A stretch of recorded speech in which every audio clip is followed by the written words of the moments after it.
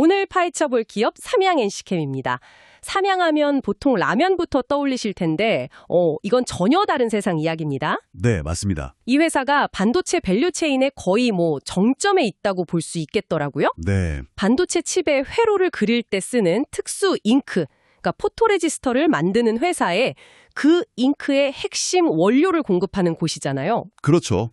소재를 만든다. 이렇게 표현하면 딱 맞습니다. 아주 특별한 위치에 있죠. 네, 그래서 오늘 우리가 던져볼 핵심 질문은 이겁니다. 과연 이 삼양NC캠이 한국 반도체 기술 독립에 숨겨진 열쇠일까? 아니면 그냥 특정 대형 고객사의 운명에 좌우되는 좀 고위험 공급 업체일까? 아주 핵심적인 질문입니다. 오늘 그 답을 찾기 위해서 기술력부터 재무, 또 시장 구도, 그리고 숨겨진 리스크까지 한번 속속들이 들여다보겠습니다. 좋습니다. 그럼 먼저 이 회사가 도대체 뭘 만드는 회사인지부터 확실히 짚고 가야 할 것 같아요. 자료를 보니까 폴리머하고 PAG 이 두 단어가 계속 나오는데 아마 청취자분들께는 굉장히 낯설 거거든요. 이게 뭔가요? 이걸 최대한 쉽게 비유를 들어볼게요. 반도체 웨이퍼 위에 아주 정밀한 그림을 그려야 한다고 하면 상상해 보세요. 네. 이때 쓰는 특수 잉크가 바로 포토레지스트입니다. 삼양NC캠이 만드는 폴리머는 이 잉크의 뼈대, 그러니까 일종의 골격이라고 보시면 돼요. 아, 잉크의 골격이요? 네. 웨이퍼 위에 얇은 막을 쫙 형성해서 그 뒤에 이어지는 수많은 화학적, 물리적 공격, 이걸 식각공정이라고 하는데 그걸 버텨내는 역할을 하는 거죠. 이 회사 매출의 한 65%에서 70%를 차지하는 가장 핵심 제품입니다. 잉크의 뼈대라. 그럼 그냥 막만 딱 형성해주는 역할인가요? 그럼 PAG는 또 뭐죠? 아, 여기가 정말 재미있는 부분입니다. PAG 즉 광산 발생제는요. 그 잉크의 방아쇠 역할을 해요. 방아쇠요? 네. 빛 에너지를 받기 전까지는 그냥 가만히 있어요. 그러다가 노광 장비에서 특정 파장의 빛을 탕 하고 쏘는 순간 이름 그대로 산을 주변에 확 퍼뜨립니다. 아하. 이 산이 아까 말씀드린 그 뼈대, 폴리머의 특정 부분을 녹이거나 성질을 바꿔버리는 거죠. 아, 그러니까 빛을 받은 부분이랑 받지 않은 부분의 성질이 달라지면서 우리가 원하는 그 회로 모양만 딱 남길 수 있게 되는 거군요. 정확합니다. 폴리머가 뼈대, PAG가 방아쇠. 와, 이 비유 덕분에 역할이 아주 명확하게 이해가 되네요. PAG는 매출 비중이 한 20에서 25% 정도인데 기술적으로는 훨씬 더 중요해 보이는데요. 네, 맞습니다. PAG는 기술적 난이도가 극도로 높아요. 그래서 수익성이 훨씬 좋은 아주 고부가 가치 제품이죠. 이게 단순히 두 화학물질을 그냥 섞는 게 아닙니다. 고객사가 원하는 파장의 빛에 원하는 강도로 아주 정확하게 반응하는 분자를 설계해야 하고요. 네. 거기에 1조분의 1, PPT 단위라고 하죠. 이 단위로 금속 불순물을 걸러내는 초고순도 정제 기술이 결합되어야만 만들 수 있는 겁니다. 1조분의 1단위요? 와, 상상도 안 되는 수준이네요. 결국 삼양NC캠의 핵심 경쟁력은 바로 그 분자 설계랑 초고순도 정제 기술, 여기에 있다고 봐야겠네요. 네, 거기에 딱 한 가지 더. 이걸 실험실 수준이 아니라 대량 양산까지 할 수 있는 국내 유일의 일관 생산 체계를 갖췄다는 점, 이게 정말 중요합니다. 아, 일관 생산 체계. 네, 고객사인 동진세미캠먼친 회사가 자, 이런 특성을 가진 소재를 만들어주세요 라고 요구하면 분자 설계부터 샘플 테스트, 양산까지 한 번에 다 대응이 가능한 거죠. 자, 그럼 이제 가장 중요한 이야기로 한번 넘어가 보죠. 바로 차세대 성장 동력이라는 EUV 소재. 자료를 보면 기존 소재랑은 차원이 다르다 이렇게 강조하던데 이게 왜 그렇게 중요한 게임 체인저가 되는 건가요? 이건 수익성 자체가 완전히 다른 게임입니다. 아주 직관적인 비유가 있어요. 기존 주력 제품인 ARF, 불화아르곤 소재과 우리가 매일 먹는 쌀이라고 한다면요. 네, 쌀. EUV 소재는 최고급 레스토랑에서나 맛볼 수 있는 송로버섯입니다. 쌀과 송로버섯이요? 와, 그 정도로 차이가 큰가요? 가격 차이가 대체 어느 정도길래 그런 비유가 나오는 거죠? 판매 단가, 그러니까 P가요. 기존 소재 대비 최소 5배, 많게는 10배 이상 비쌉니다. 10배요? 네. 근데 더 놀라운 건 마진율이에요. 영업이익률이 기존에는 한 10%대였는데 EUV 소재는 25%에서 최대 40%까지 추졌습니다. 와. 그러니까 똑같이 100억 원어치를 팔아도 쌀을 팔면 10억 원이 남는데 송로버섯을 팔면 40억 원이 남는 그런 구조인 거죠. 가격은 10배, 이익률은 4배. 이건 정말 사업의 체질 자체를 바꾸는 수준인데요. 그만큼 만들기 어렵다는 뜻일 텐데 EUV 공정에서는 왜 그렇게 특별한 기술이 필요한 겁니까? 크게 두 가지 허들이 있습니다. 첫째, EUV 광원은 에너지는 엄청 강한데 빛의 양, 이걸 전문용어로 광자수라고 하거든요. 네. 이 광자수가 기존보다 훨씬 적어요. 마치 아주 가늘고 강력한 레이저 한 줄기만 쓰는 거랑 비슷해요. 그래서 피해지가 아주 적은 빛에도 민감하게 거의 폭발적으로 반응해야 하는 초고감도 기술이 필수적입니다. 방아쇠가 엄청 예민해야 하는 거죠. 아, 빛이 적으니까 더 민감한 방아쇠가 필요하다. 이해됩니다. 그럼 두 번째 허들은 뭔가요? 바로 초고순도입니다. 아까 PPT 단위의 정제 기술 말씀드렸잖아요. 네, 1조분의 1. EUV 공정에서는 이게 훨씬 더 중요해져요. 눈에 보이지도 않는 그 금속 불순물 하나가 수천억 원짜리 최첨단 EUV 장비의 거울을 오염시키거나 웨이퍼 전체를 불량으로 만들 수 있거든요. 아, 이 두 가지 초고감도와 초고순도 기술을 모두 구현해서 국내에서 유일하게 양산체제를 갖춘 곳이 바로 삼양NC캠인 겁니다. 그렇군요. 한국 유일이라는 타이틀을 가졌지만 결국 이 시장은 사실 일본 기업들이 꽉 잡고 있잖아요. 글로벌 시장에서 이 회사의 위치는 어느 정도라고 봐야 할까요? 약간 다윗과 골리앗의 싸움처럼 보이기도 하는데요. 정확한 비유입니다. 밸류체인상 위치는 티어2 공급사예요.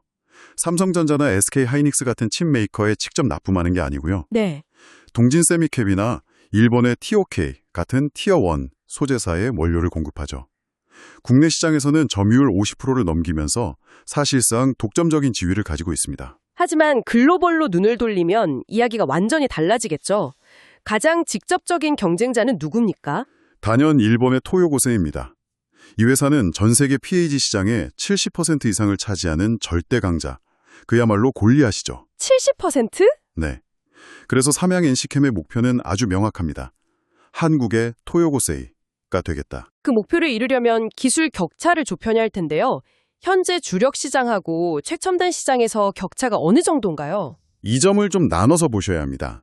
주력 시장인 RF, KRF 분야에서는 기술 격차가 거의 없다고 봐도 무방해요. 아, 정말요? 네.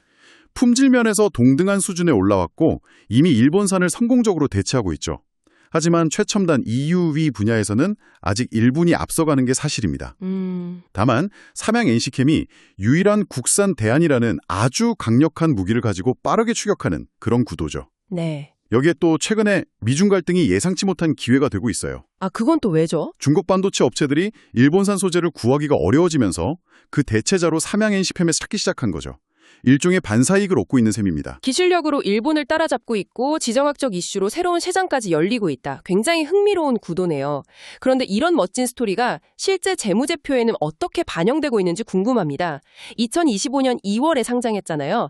그 이후에 회사에 어떤 변화가 있었나요? 상장 효과가 그야말로 드라마틱했습니다. 공모로 조달한 자금 약 200억 원으로 뭘 했는지 아십니까? 뭘 했나요? 181억 원에 달하던 단기 차입금을 전액 상환해버렸습니다. 와, 빚부터 다 갚아버렸군요. 보통은 그 돈으로 뭐 설비 투자를 하거나 R&D에 쓰지 않나요? 바로 그 점이 이 회사의 자신감을 보여주는 대목입니다.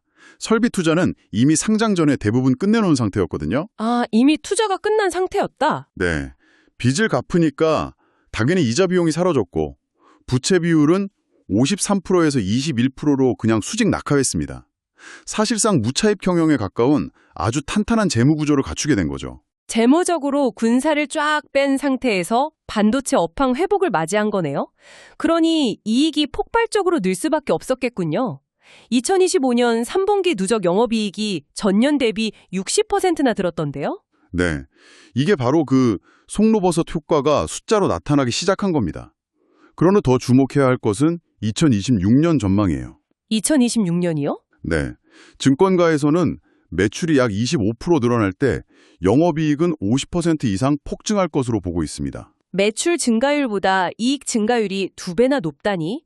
아니, 이게 어떻게 가능한 거죠? 이것이 바로 청취자분께서 주목하셔야 할 영업 레버리지 효과입니다. 영업 레버리지 효과? 네. 앞서 말씀드렸듯이 공장은 이미 다 지어놨어요. 추가적인 큰 투자 없이 기존 설비의 가동률만 높이면 되는 상황이죠. 아, 이걸 커피숍으로 비유하자면 가게 월세나 기계 감가상각비 같은 고정비는 그대로인데 손님만 계속 늘어나는 거예요. 네네. 추가로 파는 커피 한 잔의 원가는 원두값 정도밖에 안 되니까 파는 족족 거의 다 이익으로 남는 거죠. 아, 선제적 투자가 끝났기 때문에 매출 증가분이 고스란히 이익으로 연결되는 구조군요. 그래서 증권가에서는 2020년 영업이익을 270억에서 300억 원까지 보는 거고요. 맞습니다. 이 영업 레버리지 구조가 삼양 NC캠의 가장 강력한 투자 포인트 중 하나입니다. 알겠습니다. EUV라는 이 메인 스토리는 확실히 이해가 됐습니다. 그런데 이 산업은 워낙 변화가 빨라서 EUV 다음도 준비해야 하잖아요. 숨겨둔 다른 카드는 없나요? 물론 있습니다. 크게 두 갈래로 보시면 됩니다. 첫 번째는 현재 가장 뜨거운 AI 반도체 시장을 직접 겨냥하는 거예요. 아, HBM이요? 네, AI 칩의 핵심인 HBM 메모리를 만들 때 후공정에서 아주 두꺼운 막을 형성하는 thick film polymer라는 소재가 필요하거든요. 이걸 개발해서 기존 고객사들한테 공급하려고 준비 중입니다. 숨겨진 HBM 수혜주라고 불리는 이유죠. EUV는 전공정, HBM은 후공정. 양쪽을 다 잡겠다는 전략이군요. 그럼 다른 한 갈래는 뭔가요? EUV의 다음 세대를 준비하는 겁니다.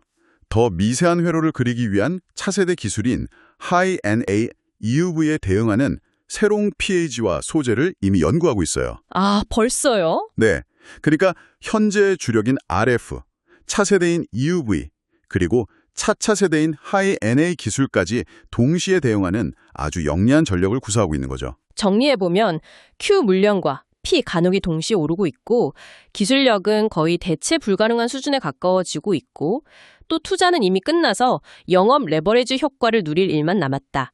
여기에 HBM과 차세대 기술이라는 모멘텀까지 붙어있네요.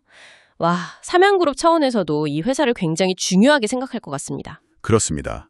삼양그룹의 주력인 식품이나 화학사업은 사실 성장이 좀 정체된 상황이에요. 네. 삼양 NC캠은 그룹의 미래를 책임질 확실한 신성장 동력인 셈이죠.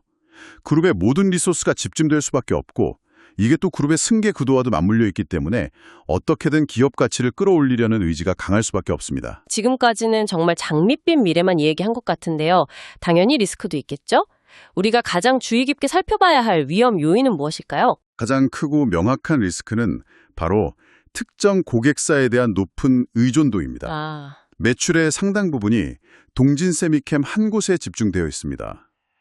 이건 동전의 양면과 같아요. 안정적인 매출처를 확보했다는 장점인 동시에 그 고객사의 실적이 꺾이거나 공급 정책이 바뀌면 삼양 NC캠은 직격탄을 맞게 되는 구조입니다. 잠깐만요. 그건 좀 양날의 검 아닌가요?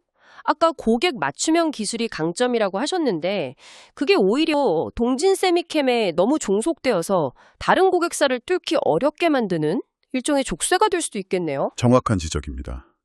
그 딜레마를 어떻게 풀어가느냐가 이 회사의 장기적인 성패를 가를 겁니다. 네. 그리고 두 번째 리스크는 단기적인 수급 문제입니다. 2026년 2월 3일 상장 1주년이 되면 보호예수 물량이 풀립니다. 아, 그 기관 투자자들이 1년간 팔지 않기로 약속했던 주식들, 그게 시장에 나올 수 있다는 거군요. 네. 특히 2대 주주인 사모펀드, 크레센도 같은 곳이 차익 실현을 위해서 보유 물량 약 200만 주를 시장에 내놓을 가능성이 있어요. 200만 주? 네.